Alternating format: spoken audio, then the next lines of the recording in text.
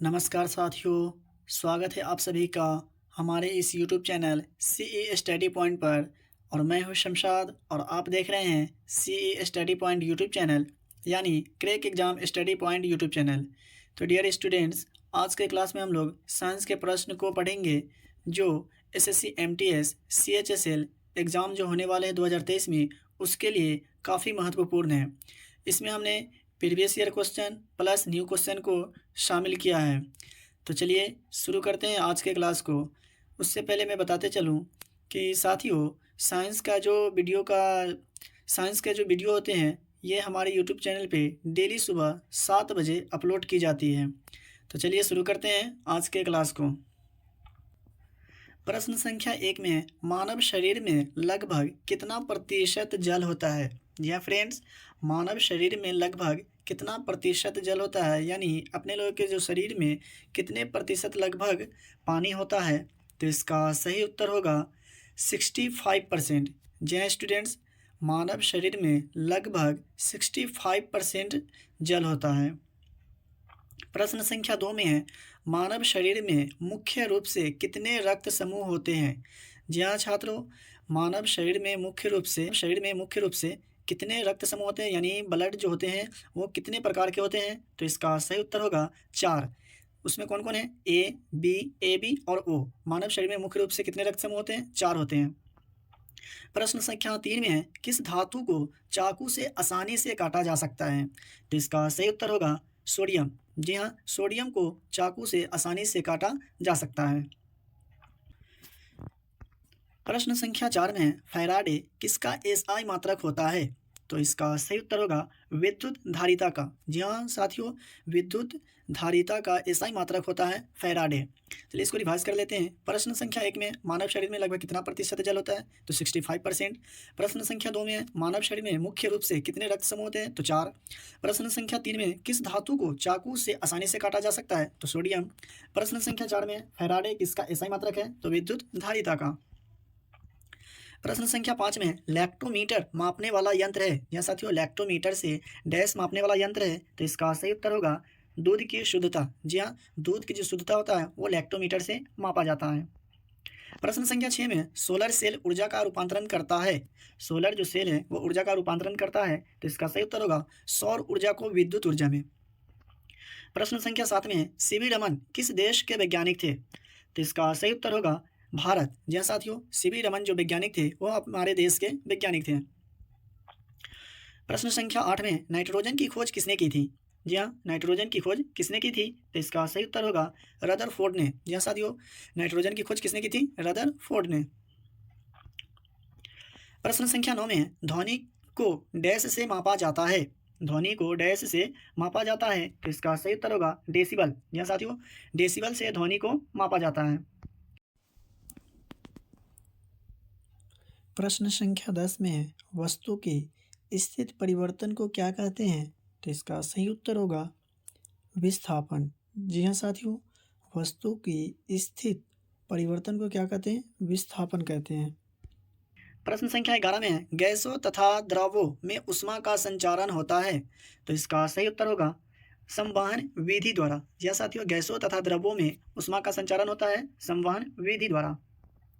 प्रश्न संख्या 12 में है, आकाश का रंग नीला किसके कारण दिखाई देता है। यह स्टूडेंट्स, आकाश का जो रंग होता है वो नीला दिखाई देता है, किसके कारण दिखाई देता है। तो इसका सही उत्तर होगा प्रकाश के परिकिरणन के कारण। क्वेश्चन नंबर 13 में है, विद्युत का सबसे अच्छा चालक है। यह फ्रेंड्स, विद्युत का सबसे अच्छा चालक कौन है। तो इसका सही उत्तर होगा चांदी। प्रश्न संख्या 14 में पदार्थ की चौथी अवस्था होती है। तो इसका सही उत्तर होगा प्लाज्मा। जी हाँ, प्लाज्मा जो है वो पदार्थ की चौथी अवस्था होती है। प्रश्न संख्या 15 में सबसे हल्की अक्रिय गैस कौन सी है। सबसे हल्की अक्रिय गैस कौन सी है। तो इसका सही उत्तर होगा हीलियम। जी हाँ, हीलियम जो है वो सबसे हल्की अक्रिय गैस है। प्रश्न संख्या 16 में है, सिरका में कौन सा अम्ल होता है। या साथियों, सिरका में कौन सा अम्ल होता है। तो इसका सही उत्तर होगा एसिटिक अम्ल। सिरका में कौन सा अम्ल होता है, एसिटिक अम्ल होता है। प्रश्न संख्या 17 में सिरका का पीएच मान कितना होता है। या फ्रेंड्स, सिरका का पीएच मान कितना होता है।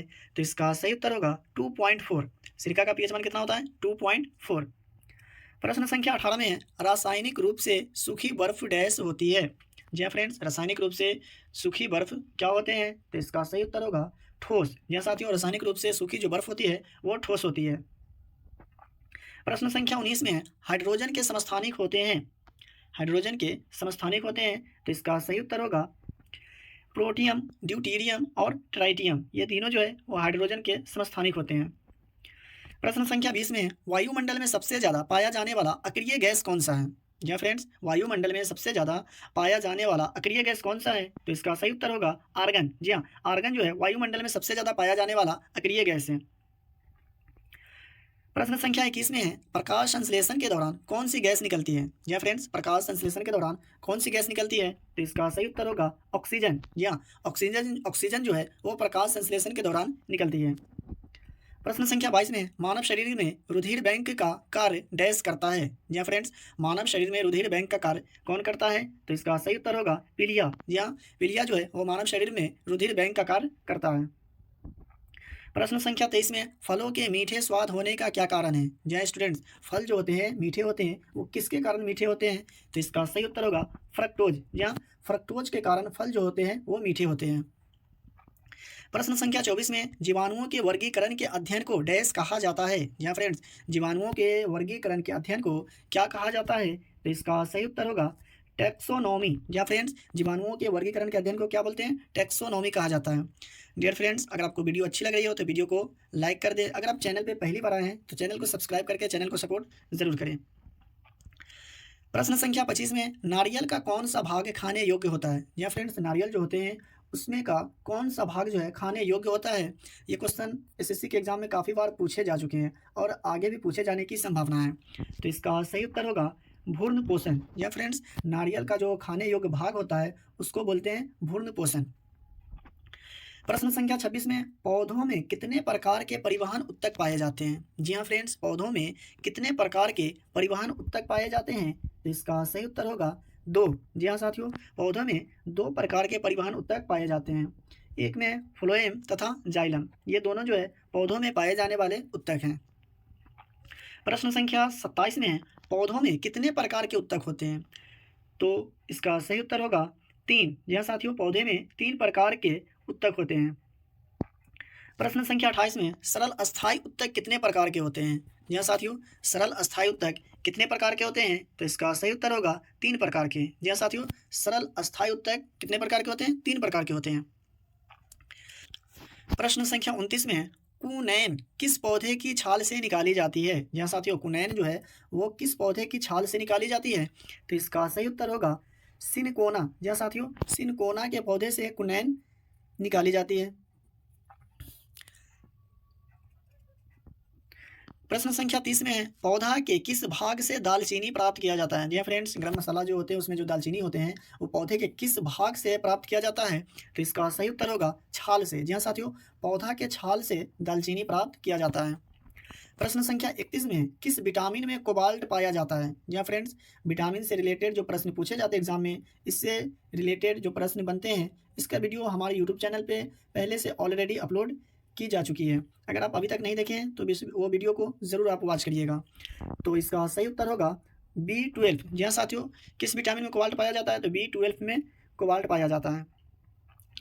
प्रश्न संख्या 32 में है, अमाशय में भोजन के जीवाणु को कौन नष्ट करता है? जी हाँ साथियों, प्रश्न संख्या 32 में है, अमाशय में भोजन के जीवाणुओं को कौन नष्ट करता है? तो इसका सही उत्तर होगा HCl। जी हाँ साथियों, HCl का रासायनिक नाम होता है हाइड्रोजन क्लोराइड। ये जो है अमाशय में भोजन के जीवाणुओं को नष्ट करता है।